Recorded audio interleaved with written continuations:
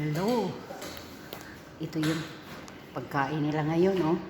Tinatawag dito na matchbox Robian or rice with shrimp. It's Arabic food, guys. Masarap to. Matagal na namin ito hindi naluto. Siguro apat na taon na naalala nila. Ganyan lang. Halo ng kanin at saka malalaking hipon. Yan. Ang sarap to.